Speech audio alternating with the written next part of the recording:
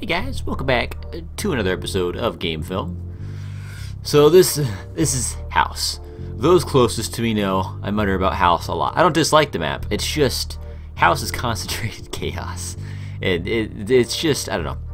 Something about House. There's so many sightlines at the same time, all like looking at each other, that it's almost a matter of luck sometimes, just looking at the right thing first. Because if you don't, you're dunzos.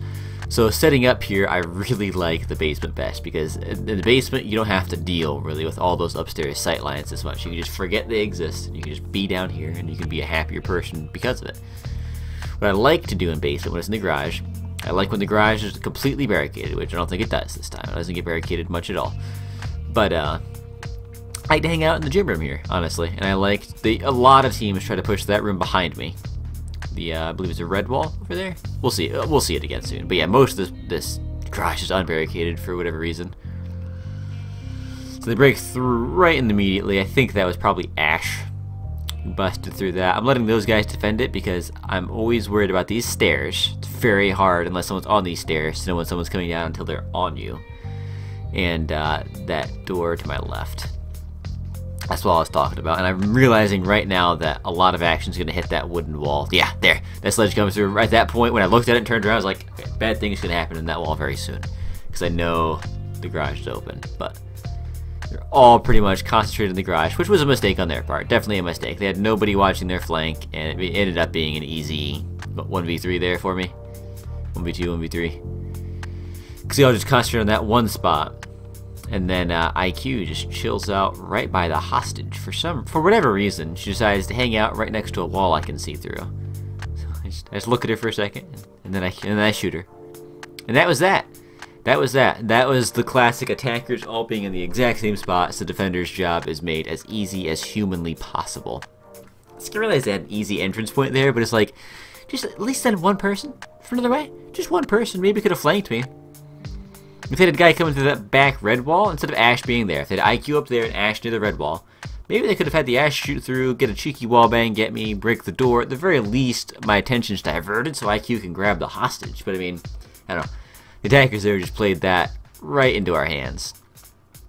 But here we are now attacking this map, and I just am never sure. This is not a map I'm good at attacking on. I'm much better defending than attacking in general in this game. And this is one of my weakest attacking maps for sure, like without a doubt. My stomach is making so many noises right now. You had to have heard that. It was insane. Okay, load game. We don't need to watch prep phase. They're in upstairs. That's all I need to know. Upstairs master bedroom. I usually like to get to the roof very first thing. I like to look at all the windows, just like to take a gander, make sure, you know, they're where I left them. But a lot of times defenders like to peek that window, because they're really worried about people getting a view on that double window right there, which is a good sightline for attackers to control, but let's be honest, it's very difficult for attackers to control that sightline, because that room next, unless you have someone in the room next to you, it's very difficult. There's so many things to look at in front of you at the same time, and if they peek when you're not looking directly at it, a defender, you're boned. I believe Merc Balls dies here very quickly too. Very quickly. Very quick like. I don't think they opened that. I think there's a pulse that ends up peeking out of there a lot, and I think he opened it. And then Echo, right here, I hear Echo jump out. They went outside to kill the Ash. Getting angles when you're above somebody can be so rough. But I decided to go super aggressive and end up getting the kill on the Echo. But I don't know why I moved by that window. I know it was open, and I'm very lucky. Pulse is a potato and didn't shoot me. Because if he wasn't a potato, I'd be dead. If he had the aim of the average, or even a little bit below average human. I'd be a dead human, but I wasn't. And he didn't. So there you go. This is the most pathetic gunfight you've ever seen in your life, by the way. This happens more than once. Him peeking, me shooting, no one killing the other person, because we both decide we're potatoes. But it ends up, I just leave that situation altogether. I don't like it. I'm at 18 health. And I'm trying to bait someone into this claymore out here. It doesn't work.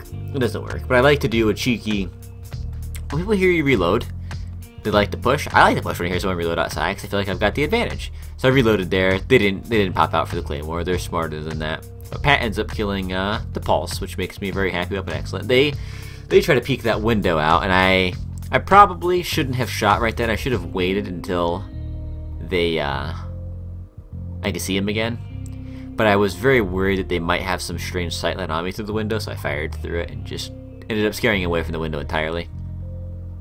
It's a good thing if you're a defender and you're not positive the attacker has a sightline on you, just to wait. Because if they're breaking a window like that, they become very visible very quickly. If you just line up or right around where you know their head has to be, it's a very easy kill. It's a very easy kill. I wish Twitch didn't have that thing down there all the bloody time. There we go.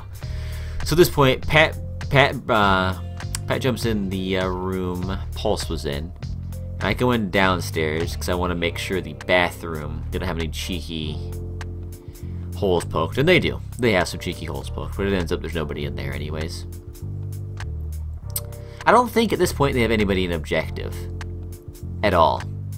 Because when I get upstairs here, you're going to see, I think it's Mira that kills Pat, and she's in the room to my left, I think. So I kill Thatcher and I just rush because he's saying she's back there at that point, so I know for a fact she is. And I'm, yelling and screaming my head off because I'm in the objective room. And yeah, Mira rushes, but she rushes without her gun at the ready for whatever reason. Why, like, right there. Why is she sprinting? Why is she sprinting? I've got another, like, probably 10 seconds till I've got that objective cap. Don't sprint. Keep your weapon aimed at the doorway. When I peek out there, I've got 18 health. That's a bullet. That is a single bullet. Fired anywhere in my body, and I'm dead. I'm a dead weapon excellent. But she doesn't. She's sprinting. She goes, and she's Mira, so she sprints, but it's the same as, like, I don't know, someone swimming backwards on a wooden floor. She runs so slow. I don't know what she was even thinking sprinting there. But it goes into match point. This round is particularly upsetting. I hate losing a round when you're up 2-0. At that point, I'm going for the kill, man. I am out for blood. I'm going for the kill shot. My gun has turned sideways, and I'm ready to deal the final blow. But it just doesn't happen like that sometimes. Most times, to be honest. Most of the times. So here, we're downstairs again. My favorite objective, to defend. Faux show. So at least, I don't hate attacking downstairs, but I just hate defending anyway. Like, I hate defending upstairs. I hate attacking upstairs. And I like defending downstairs, and I like attacking downstairs. And all of that, it just revolves around all those crazy sightlines upstairs, us not having to deal with. I'm not sure why they gave us a sightline here. It was a very strange thing to do. I know they knew someone was up there, but it's like, that... Just do a few shots so I can't see exactly where you're firing from. But I mean, I get two easy... No, just one? I thought I got two. Okay, I guess I just get one easy kill from there. Like the easiest kill you've seen in your life. Then Buck decides to crawl down the hallway or the stairway head first, which is a strange decision. But right there, then Ash gets me from the ceiling. I had no idea she was there at all. We had nobody upstairs at all, so there's no one to tell me about it. I think this team was pretty good about, they're pretty good about cameras, so yeah, we end up losing that one. But we're back attacking, and I think, well, what objective is this one? No, we're back attacking. What objective is this one though? Ooh, this is the first floor objective with that dining room table turned. I think it's actually called dining room, but I could be wrong. But yeah, this objective. I like attacking this objective better than upstairs. I would still rather attack basement, but this objective's not bad. The sightline's a little more consolidated to just the kitchen, unless you've got some spectacular roamers. Ooh, Naboot. Let's fast forward to the action here. Okay, so there's the camera I usually forget. I didn't forget it this time. So I initially am really thinking about coming in from the basement here because I feel fairly confident. Most teams don't have a basement roamer because there's no windows to peek out of. It just, I don't know. Basement roamers in this map doesn't usually go well, so I'm fairly confident that downstairs is going to be clear. I just have those few hallways to watch, but if I can gain control of that kitchen hallway, I've got a sightline right into the objective. Ends up, I'm looking for these windows for them to peek, and they end up trying to peek that window, but they get skittish after they break it, and they don't end up doing anything with it. But we've got a blitz on that porch right there, and he's on his own, and he's getting attacked by many different people. So right around here, I think, is when I decided I'm just going to go give Blitz some backup. Because he's got a good place here. I mean, he's in the room right next to the objective. He takes one step in. A shield bro right next to the objective is a good thing to have. So I get some nice sight lines here, end up taking out the Valkyrie while she is preoccupied with Blitz. Doing what a Blitz should do, which is tank the bullets. They try to peek out the front door, which is not a bad thought process when there's a blitz out there, but I mean, he shouldn't have done it once he realized. Maybe he didn't know that I was out there with the blitz, but once he realized where I was, that's not a good place to stand. I mean, I've got a pretty good advantage there. It's hard for him to see me there, and all I've got is a doorway to look at. But right now, at that point, it's 5v1. It's Echo left. I know an Echo has to be near the objective, because that's Echo almost always is. Ends up, Blitz gets his kill on the Echo, and that's all she wrote. The Echo was actually surprisingly aggressive right there. I mean, he kind of had to be, because the Blitz was right near the hostage. He wasn't aggressive. If he turned tail and ran, he was going to grab the hostage and run out. So the Echo didn't really have a choice there. He did what he had to do. Ended up ruining his life, but he did what he had to do. So yeah, there you go. A successful house match. 12-1. I'll take that any day. Any day.